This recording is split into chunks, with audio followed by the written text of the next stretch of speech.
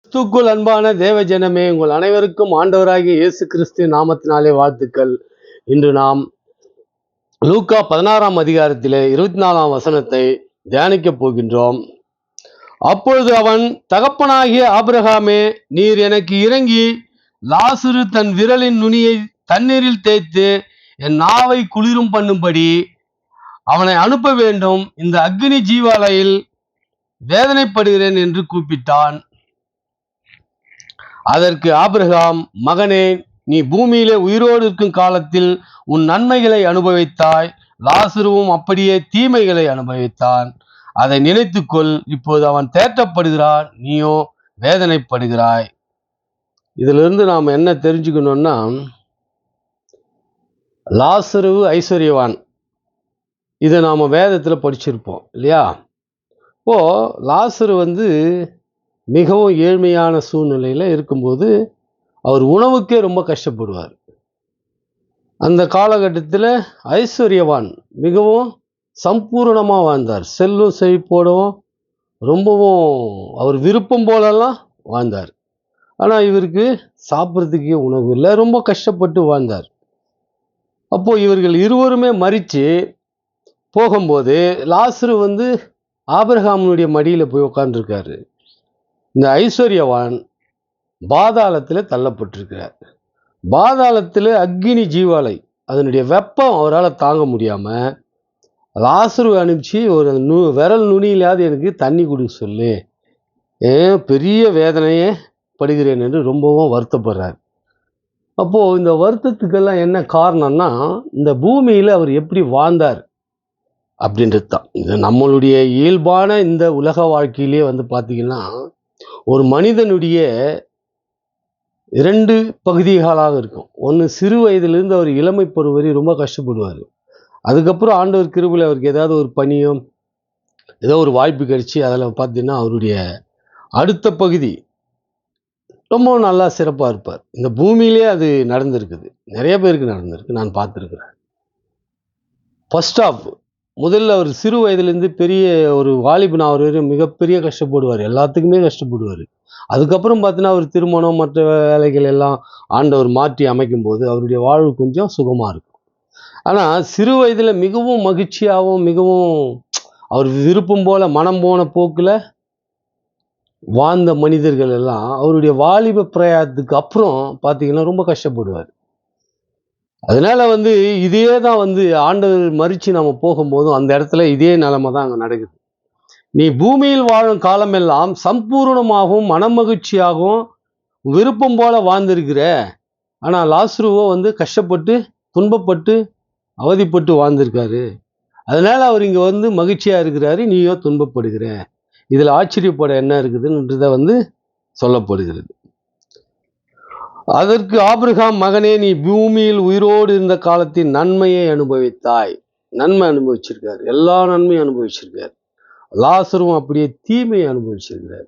இப்போ அவர் ஃபர்ஸ்ட் ஸ்டாப்ல பூமியில தீமை அனுபவிச்சதுனால அங்கே நன்மை அனுபவிக்கிறாரு.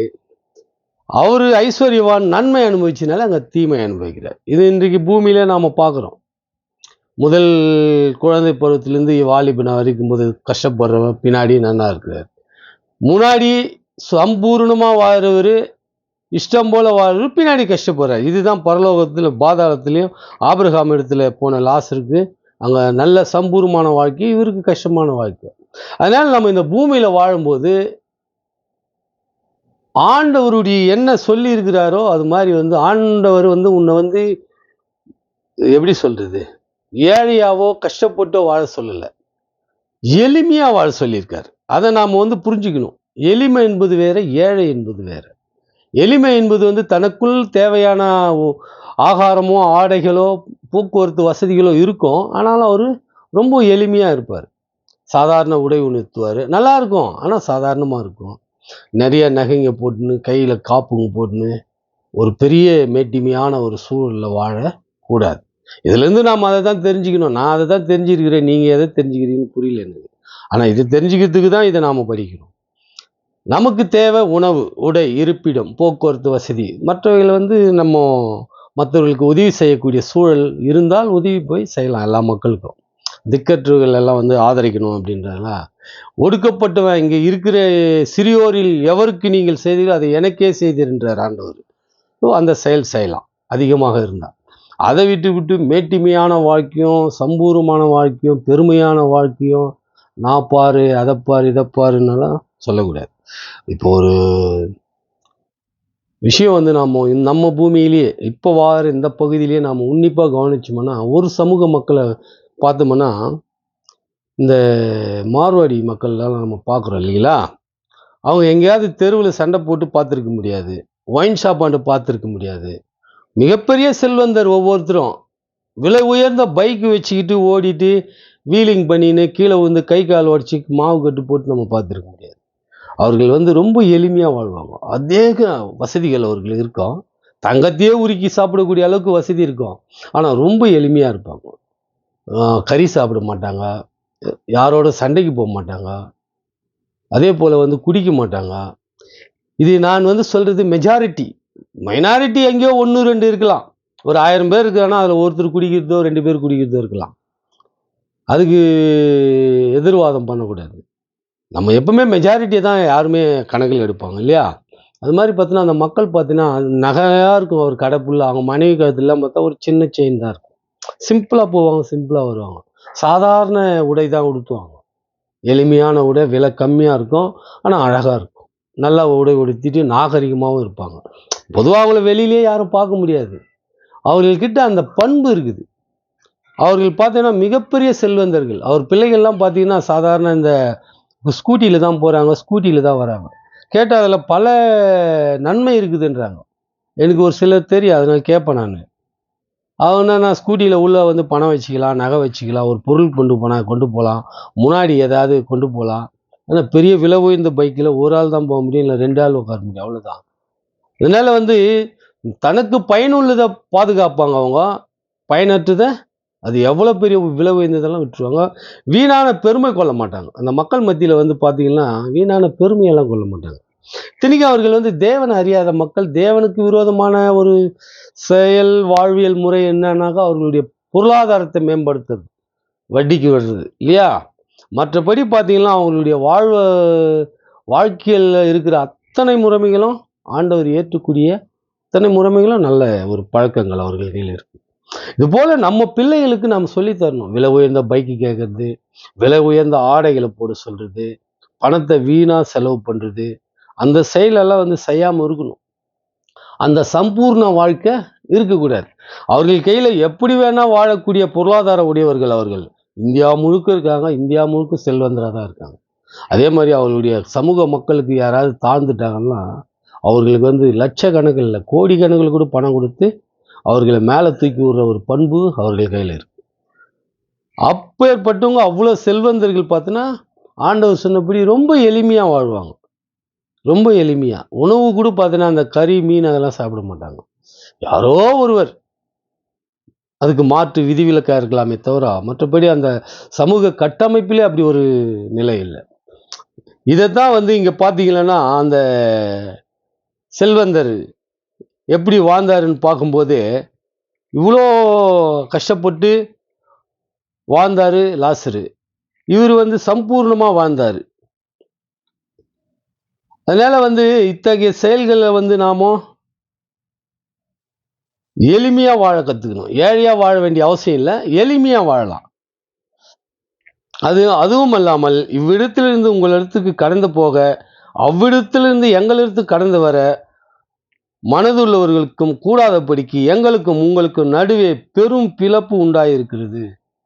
என்ன சொல்றாரு, அப்படியே நான் உனக்கு ஒரு சொட்டு நீர் வந்து நுனியில தொட்டு கொடுக்கறதுனாலும் நானும் உங்க இடத்துல வர முடியாது, நீயும் எங்க இடத்துல வர முடியாத மாதிரி பெரிய பிளவு இருக்கு அப்படின்றாரு. அப்பொழுது அவன், அப்படியல்ல தகப்பனே, எனக்கு 5 பேர் சகோதரர் உண்டு, அவர்கள் வேதனையுள்ள இடத்திற்கு வராதபடிக்கு அவன் போய் அவர்களுக்கு சாட்சியாக அறிவிக்கும் பொருட்டு. யாருக்கு? அந்த ஐஸ்வர்யவானுக்கு வந்து 5 சகோதரர் இருக்கிறாங்க. அவருடைய நற்குணம் அங்கே போய் வந்து சகோதரர் மேலே அன்பு இருக்கு, நல்லதுதான். அங்கே அவர் என்ன சொல்றார், என் சகோதரர்கள் கெட்டு போகாதபடி இந்த கொடுமையான இடத்துக்கு வராதபடிக்கு லாசரு அனுப்பிச்சு அவங்களுக்கு சொல்லுங்க அப்படின்றார். அதுக்கு